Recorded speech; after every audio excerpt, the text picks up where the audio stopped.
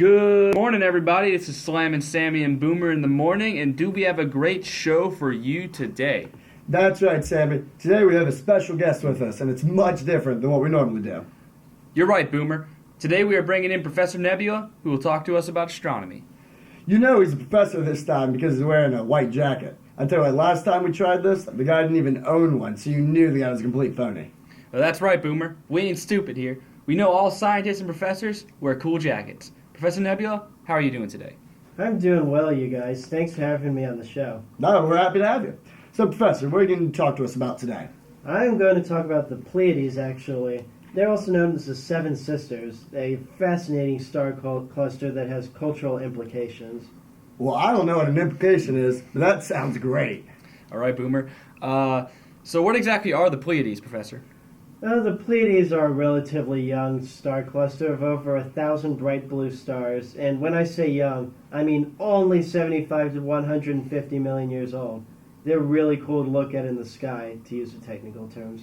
That's about as old as my mother-in-law. Maybe a little younger, Sammy. It's one of the nearest star clusters to Earth, actually. Did you know they're the stars in the Subaru logo? Oh, no way. Yeah, and the stars move in the same motion and direction, so we know they're related. They may not stay together forever, though, because gravity will cause them to disperse in about 250 million years. Dang. Just in time for the Cubs to win the series. So are the Pleiades similar to our sun or much different? Not at all, actually. Most of them are bright blue stars, and our sun is a yellow main sequence star. But they also have some white dwarfs within the star cluster, and those are left over from stars that have died. Their existence within the cluster leads some people to question the age of the system at times, since they may be the remnants of bright binary stars that existed long ago. So, if I wanted to pull out my telescope... Boomer, you don't have a telescope. Well, you don't know that. Okay, so if I bought a telescope and wanted to look at them, where would be the best place to take a look? They're unique because you can view them anywhere on the planet in the winter sky, from the North Pole to the South Pole. Plus, they're typically visible with the naked eye, so you might not need to buy a telescope. Oh, great. Save me some money. All right, guys, let's take a caller. Boom, you're on the air. Hey, I'm a student from the University of Virginia taking Edward Murphy's astronomy course, which is, by the way, the best astronomy class ever, I might add. And I had a question about the Seven Sisters. Where does the name Pleiades come from? The name originally comes from the ancient Greeks, actually, but the story behind the name is rather complex. The name Pleiades actually means to sail in Greek, and they were crucial in navigation around the Mediterranean. The day that the Pleiades cluster first appears in the sky, well, that signals the start of navigation season. They were that important. Who knew? What about the Seven Sisters nickname? That originates from the Greek mythology story about Pleione, who bared 7 divine sisters to Atlas, the guy who holds up the world.